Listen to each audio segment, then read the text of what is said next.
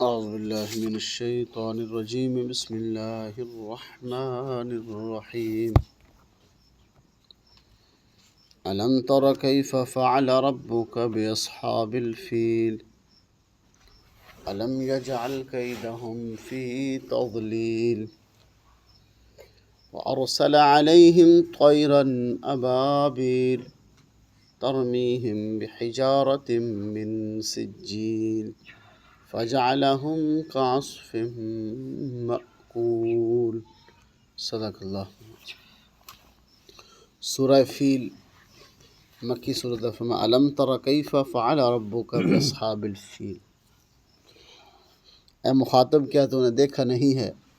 کیا حشر کیا تیرے رب نے اصحاب الفیل یعنی ہاتھی والوں کا۔ علم یجعل کیدہم فی تضلیل،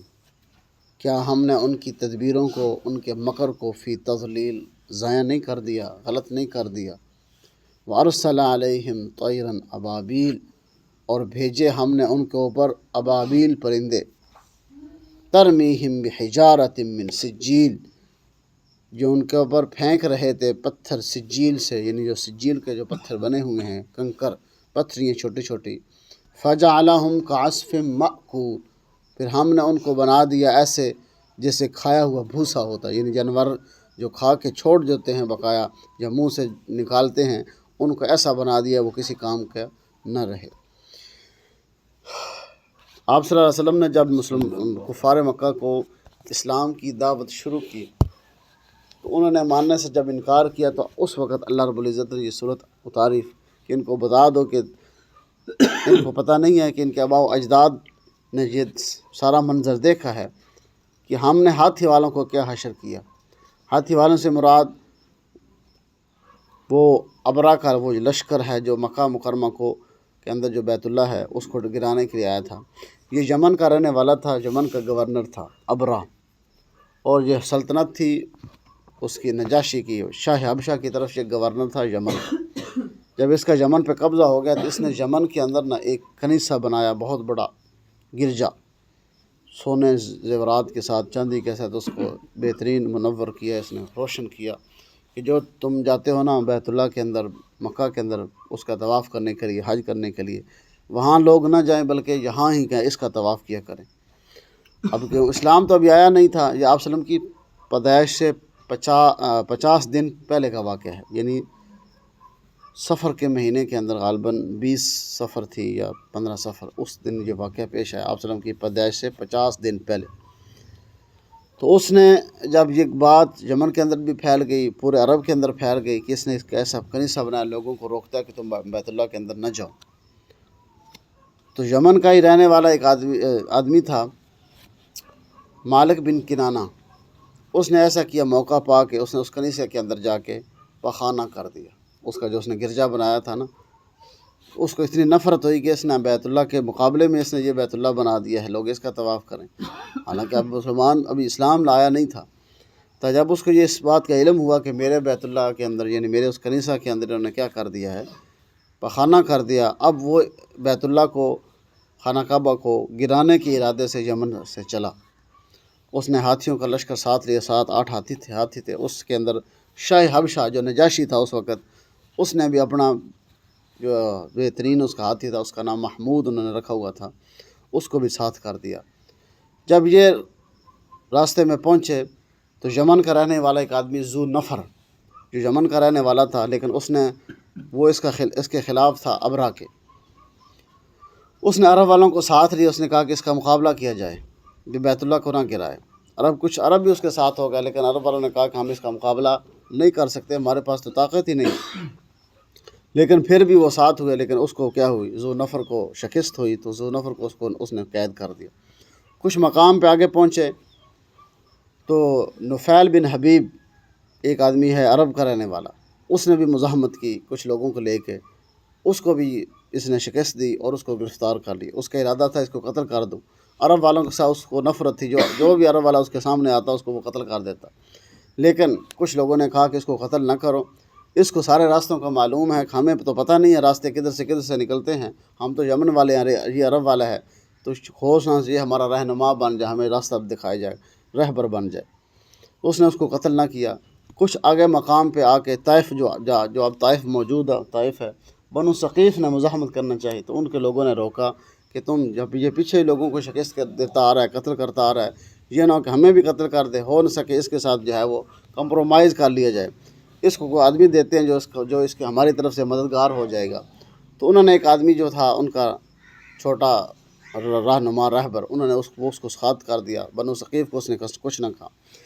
آگے مقام مخمس پر جا پہنچے تو وہاں عرب کے جو اونٹ چرنے والی چراگاہ تھی اس کو کہتے تھے مخمس، وہ جگہ تھی، وہاں لوگوں کے اونٹ چر رہے تھے۔ اس کے اندر 200 اونٹ حضرت ابو مطلب رضی اللہ تعالیٰ جو ان کے دادا تھے ان کے تھے آپ وسلم کے۔ تو انہوں نے لشکر میں جو بھی چیز ملتی تھی بس اکٹھا کیے جا رہے تھے، انہوں نے وہ اونٹ بھی جو ہے وہ گرفتار کر لیے، ساتھ کر لیے، اور بندہ اس نے بھیجا ابرا نے مکہ کے اندر، جاؤ جہاں کے جو سردار ہے اس کو بلا کے لاؤ، ان کو بتاؤ کہ ہم جنگ کرنے نہیں آئے، اگر تم ہمارے راستے میں آؤ ہم تو بیت اللہ کو گرانے آئیں گے، جو بھی سامنے آئے گا تو ہم اس کو قتل کر دیں گے، اگر تم اپنی امن چاہتے ہو تو کیا کرو، ہمارے سامنے نہ ہو۔ جب یہ پیغام عبد المطلب کے پاس پہنچا تو عبد المطلب اس جو ان پہ قاصد گیا تھا حنات، اس کا نام تھا حنات جو قاصد تھا، اس کے ساتھ ہی بیٹھ کے اونٹ پہ آئے، اس سے بات چیت ہوئی۔ تو ابرا نے عبد المطلب کو بڑا پروٹوکول دیا، اس نے دیکھا کہ وجیح چہرے والا، اتنی بڑی داڑھی والا، اتنا قد آور بندہ ہے، تو وہ نہ اپنے اونٹ سے، اپنے گھوڑے جو ہاتھی تھا اس کے اتر کے اس کے استقبال کے نیچے، یہ تو آپ وسلم کی وجہ سے ہوا کہ اللہ رب العزت نے ان کے دادا کا بھی وقار باقی رکھا۔ جب وہ سامنے آیا، بات چیت ہونی شروع ہوئی، تو عبد المطلب نے کہا کہ میں تو آیا ہوں اپنے اونٹ لینے کے لیے۔ تو اس نے کہا اتنا بڑا آدمی ہو کے تو اپنے اونٹوں کی بات کرا، تجھے بیت اللہ کی کوئی نہیں فکر؟ اس نے کہا اونٹوں کا مالک میں ہوں، بیت اللہ کا مالک وہ خود ہے، مجھے تو اپنے اونٹوں کی ہے، میں اونٹ لینے آیا ہوں، اونٹ مجھے دے دو، بیت اللہ جانے اور اللہ جانے، مجھے اس کا فکر نہیں ہے۔ تو اس نے کہا ٹھیک ہے تو اونٹ لے جا، لیکن مزاحمت نہیں کرنا۔ جب وہ سامنے آنے لگے تو عبد المطلب جو ہے اپنے اونٹ لے کے چلے گئے۔ وہ نفیل بن حبیب جس کو انہوں نے گرفتار کیا تھا، عرب کا رہنے والا تھا، اس نے ہاتھی محمود جو حبشہ کے بادشاہ نے دیا تھا، نجاشی نے، اس کے کان میں کوئی بات کہی۔ اس نے کہا کہ یہ امن والا شہر ہے، یہ امن والا شہر ہے، اس کے اندر آخری رسول آنے والے ہیں، تو اس لیے تم یہ کرو کہ اس کو گرانے کا ارادہ ملتوی کر دو۔ یہ بات اس نے ہاتھی محمود کے کان میں کہی بات، تو محمود ہاتھی جہاں کھڑا تھا وہیں بیٹھ گیا۔ تو اس کو وہ مارتے ہیں، تیروں سے مارا انہوں نے، چھڑیوں سے مارا انہوں نے، لیکن وہ ہاتھی جو اٹھنے کا نام نہیں لے رہا۔ جب اس کو شام کی طرف یعنی حبشہ کی طرف منہ اس کا کرتے ہیں وہ چل پڑتا ہے، لیکن جب بیت اللہ کی طرف کرتے ہیں وہ پھر بیٹھ جاتا ہے، یعنی اس نے اس کے اندر کوئی مزاحمت نہ کی۔ اسی طرح جو بھی آگے آتا تو اللہ رب العزت نے وہ پرندے جو ہیں وہ ابابیل بھیجے، وہی جب آپ صلی اللہ علیہ وسلم نے دعوت دی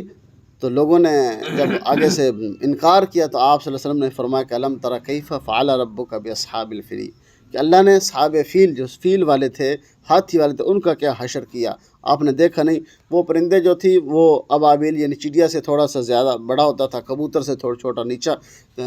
کم ہوتا تھا، صرف تین کنکر ان کے پاس تھے، ایک منہ میں ہوتا تھا، سبز رنگ کے جو پرندے تھے، اور ان کی جو چونچ ہوتی تھی وہ پیلے رنگ کی ہوتی تھی، دو ان کے پنجوں کے اندر تھے، ایک ان کے منہ کے اندر تھا، تو وہ ایسے گراتے کہ ان کے اوپر جو ہے وہ ایسے گرتے جس طرح کہ بم گر جاتا ہے، اس جسم اوپر گراتے جسم سے آگے نکل جاتا، اور اس کے اوپر وہ ایک دانہ سا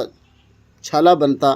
جو بعد میں کیا ہاتھی ہو جاؤ کو جتنے وہ لشکر والے آئے تھے وہ گئے، ان کو کچھ تو مارے گئے، کچھ بھاگ گئے، اور جن کے اوپر کنکر وہ پڑے راستے میں وہ گل سڑ گئے، وہ واپس یمن نہ پہنچ سکے۔ اس طرح وہ محمود ہاتھی جو تھا وہ تو یمن گئے ہی نہیں نا واپس، وہ وہاں ہی کھا، ان کو وہ چھوڑ کے کیا ہو گئے، بھاگ گئے۔ دو آدمی جو اس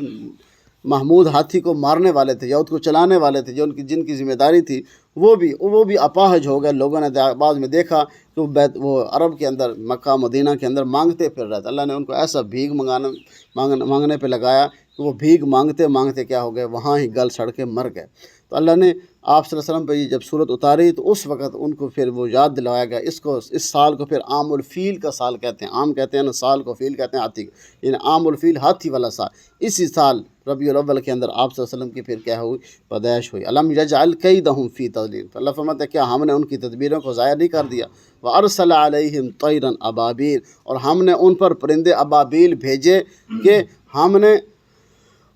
یہ کام کیا ہے لوگوں سے نہیں لیا، ہم نے یہ مجاہدوں سے نہیں لیا کام، ہم نے ان کے کسی بندے سے یعنی مسلمانوں سے بھی کام نہیں لیا، ہم نے یہ کام ابابیلوں سے لیا تاکہ تمہیں پتہ چل جائے کہ اللہ جس سے کام لینا چاہے وہ لے سکتا ہے۔ یعنی اللہ نے کسی بندے کا بھی ہاتھ اس کے اندر آنے نہ دیا۔ تو اس لیے جب یہ ابو مطلب جب اپنے اونٹ لے کے واپس گئے تو ان کی وجہ جو ان کے ساتھ جو سردار چھوٹے چھوٹے آئے ہوئے تھے انہوں نے یہ بھی اس کو ابرا کو پیشکش کی تھی کہ جو بھی ہمارے ادھر پیداوار ہوتی ہے کھجوروں کی اس کا تہائی یا ایک حصہ ہم رکھیں گے، 3 حصے ہم آپ کو ٹیکس پہ طور پہ ادا کرتے رہیں گے، تم بیت اللہ کو نہ گراؤ۔ لیکن اس نے پھر بھی کیا اس کو نہ مانا، اس نے کہا میں تو بیت اللہ گرا کے جاؤں گا۔ لیکن پھر اللہ نے اس کا ایسا انجام کیا کہ آج تک وہ کام باقی ہے کہ جس وقت بھی یہ صورت پڑی جاتی ہے، جب بھی یہ واقعات یہ دن آتے ہیں تو اس کی تذلیل بیان کی جاتی ہے۔ فرمایا ترمیہم بحجارۃ من سجیل، تو انہوں نے ان کے اوپر پتھر بھیجے، اور وہ پتھر فرمایا سجیل یعنی وہ پتھر کس کے تھے؟ وہ مٹی یعنی گارے کے بنے ہوئے تھے اور مٹی کے تھے، اور جس مٹی کو پکا جس طرح اینٹ تیار کی جاتی ہے وہ بالکل سیاہ اور کالے جس طرح وہ اینٹ بن جاتی ہے نا، وہ پک کے کھکر بن جاتی ہے۔ فرمایا کہ وہ پک کے ایسے ہو گئے جس سے کچھ سیاہ ہو گئے اور کچھ سرخ ہو گئے، یعنی اس طرح وہ مضبوط تھے، اور چھوٹے چھوٹے کنکر تھے۔ فرمایا کہ بحجارۃ من سجیل، 2 کنکر، حضرت علی رضی اللہ فرماتے ہیں کہ وہ 2 کنکر اب بھی ہمارے پاس، یعنی حضرت ام ہانی رضی اللہ تعالیٰ جو ان کی بہن تھی ان کے پاس موجود تھے، کہ اس وقت بھی وہ کنکر پڑے ہوئے تھے۔ اللہ نے وہ بھی ان کو دکھائے لوگوں کو کہ یہ وہ کنکر ہے جو اللہ رب العزت نے بطور جنگ کے استعمال کیے۔ پرندے پھینک رہے تھے، کوئی بندے بھی نہیں، اور پرندے کی طاقت کتنی ساری ہوتی ہے، وہ ایسے پھینکتا ہے، لیکن وہ پھینک رہے پرندے تھے، لیکن پیچھے طاقت کس کی تھی؟ وہ اللہ کی طاقت تھی جس نے ان پرندوں کو کنکر دے کر بھیجا تھا۔ فما فجعلہم کعصف مأکول، وہ ایسے ہو گئے جیسے کھایا ہوا بھوسا، یعنی جس طرح جانور کھا کے وہ پیچھے چھوڑ دیتے ہیں، وہ ایسے ہو گئے، یعنی کسی کام کا نہیں ہوتا، اس کو جانوروں کو مالک جو ہوتے ہیں ان کو باہر پھینک دیتے ہیں۔ ہم نے ان کو ایسے بنا دیا جس طرح ایک کھایا ہوا بھوسا ہوتا ہے کہ وہ کسی کام کا نہیں ہوتا۔ اللہ